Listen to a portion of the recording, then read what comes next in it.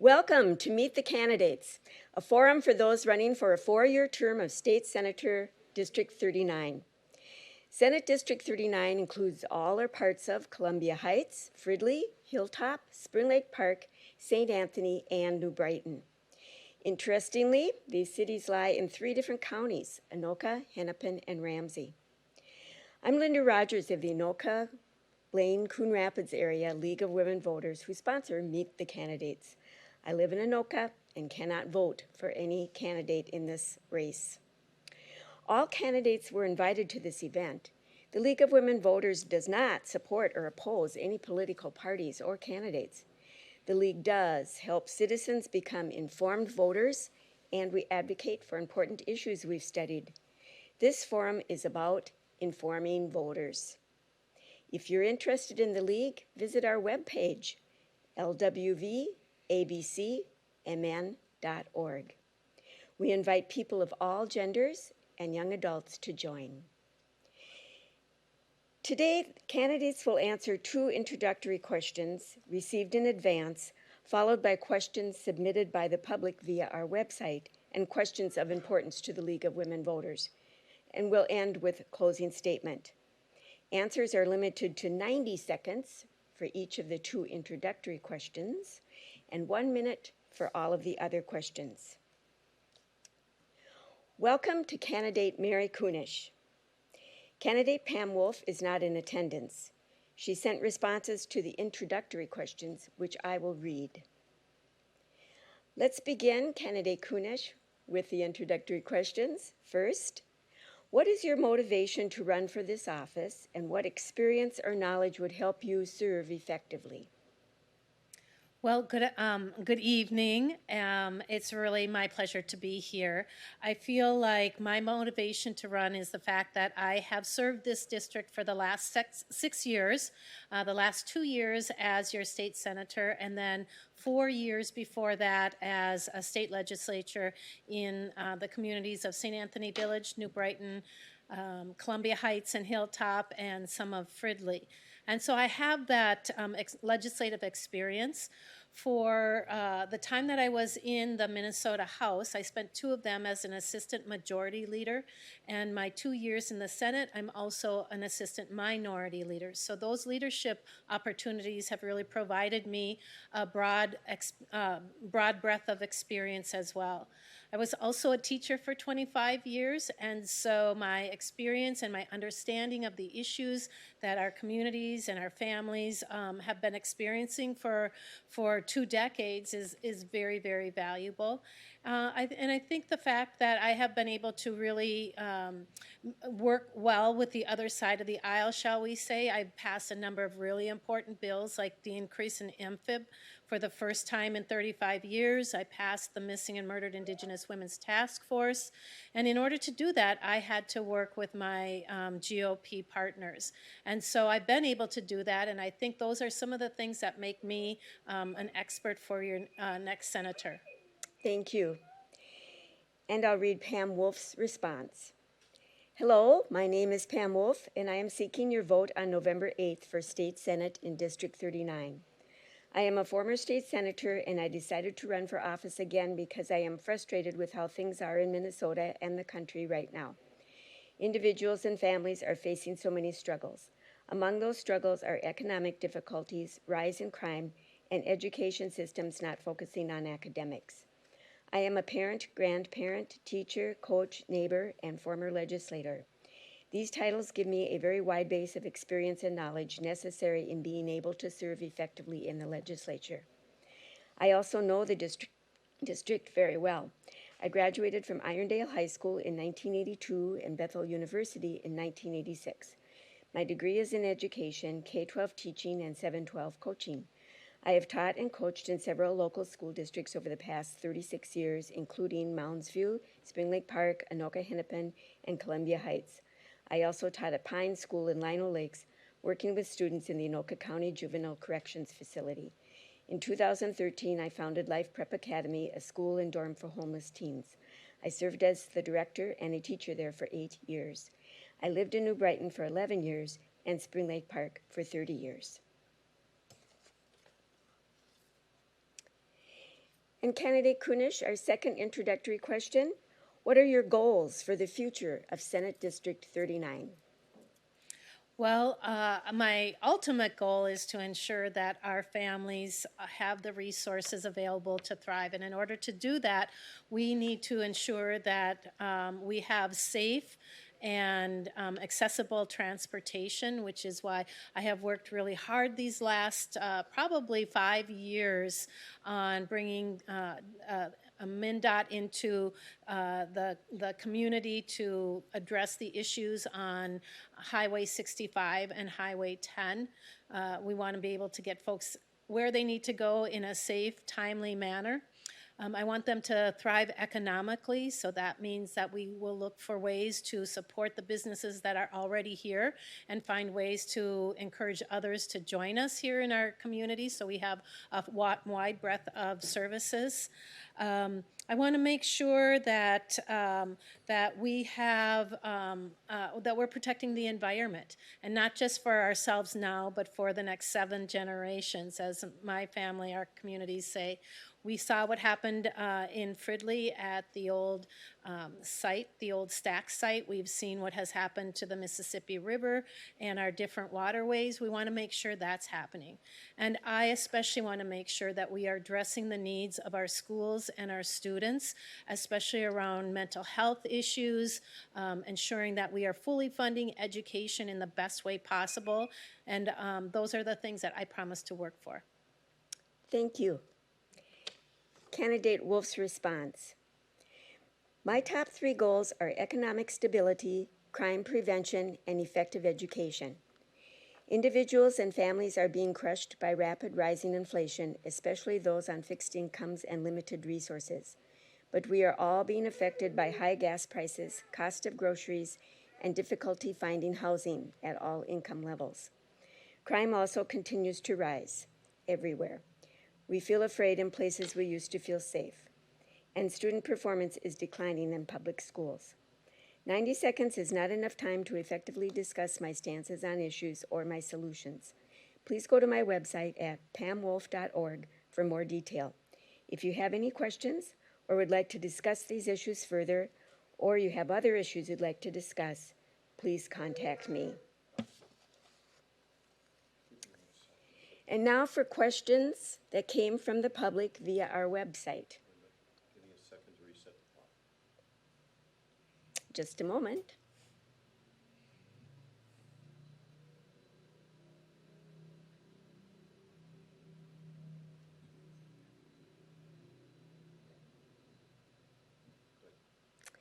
Candidate Kunesh, are there issues unique to Senate 39 that you'll push the legislature to address? And I think you touched on this a bit in your opening remarks.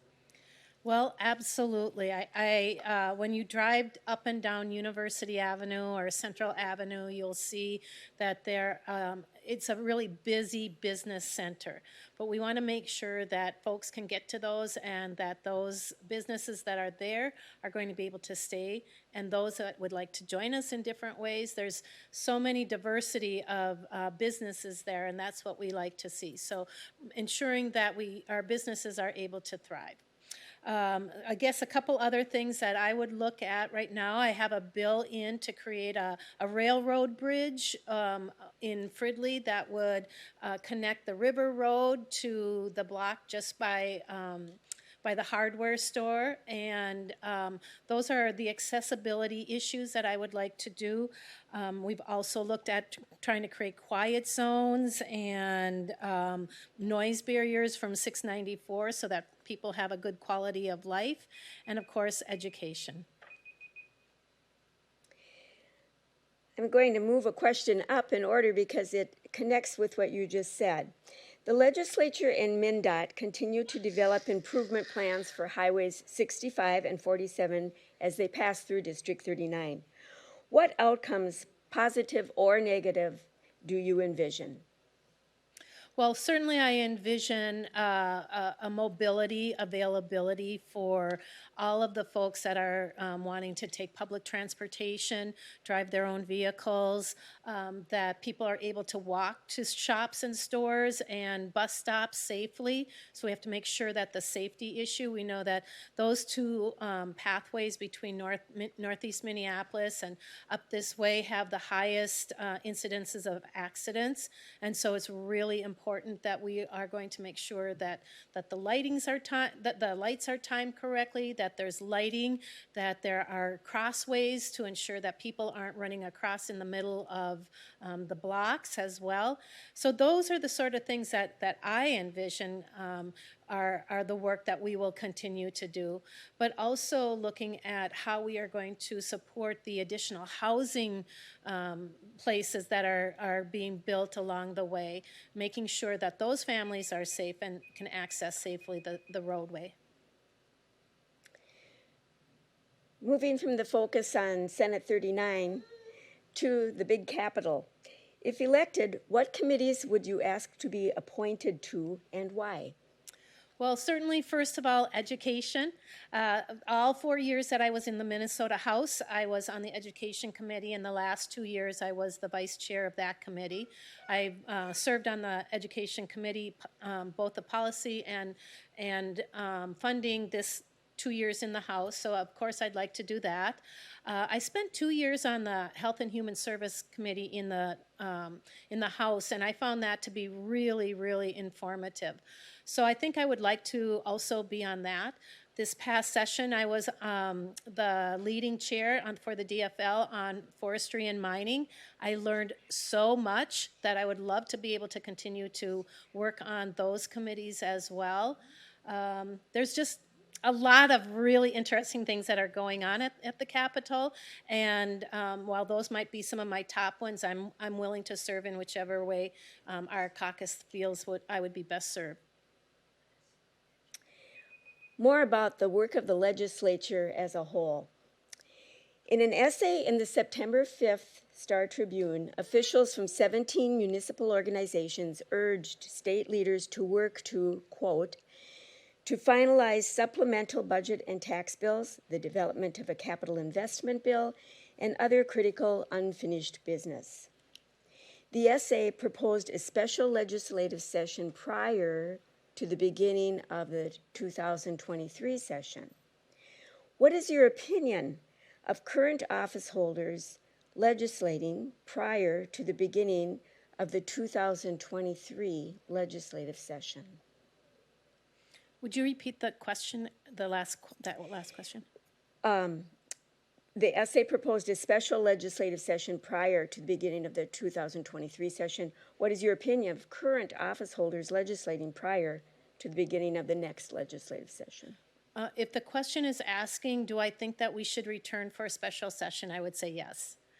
Absolutely. It was really unfortunate at the end of session when the House and the Senate had agreements, and we heard a number of the bills, like the tax bill, the HHS policy bill, a number of those bills, we heard them on the floor in the Senate, and we could have voted at that time, and we could have passed those bills.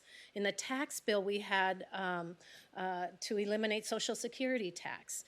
In the policy one, we would have been able to adjust Fridley's tax increment financing district. I had that bill. So there was lots of work in there, and there was lots of good things for Minnesota. And yes, I would absolutely agree we should go back and finish that up before this November election. Another question related to that. The Minnesota legislature has repeatedly delayed, cut, or not set local government aid to small towns, cities, and counties. What can you do to alleviate this problem? Well, the best thing that I can do, of course, is to listen and learn from the communities that I represent. and hear from them what their priority is on that. And then I take that back to the legislature and talk to the folks that are in charge of that, the chairs and the committee members of the tax committee, and learn about what the issues are and why we aren't doing that.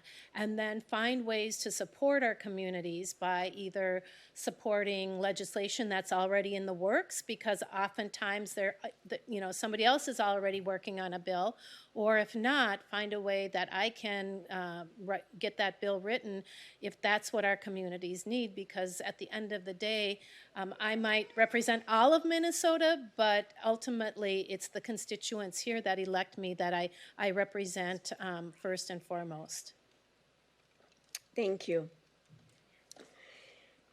Given the recent Supreme Court ruling regarding Roe versus Wade, state legislatures may be enacting new laws regarding women's reproductive health issues, including access to care. What measures, if any, do you think the Minnesota legislature should enact regarding women's reproductive health? Well, I certainly do not want my daughters and my granddaughters to have less rights than I have right this minute.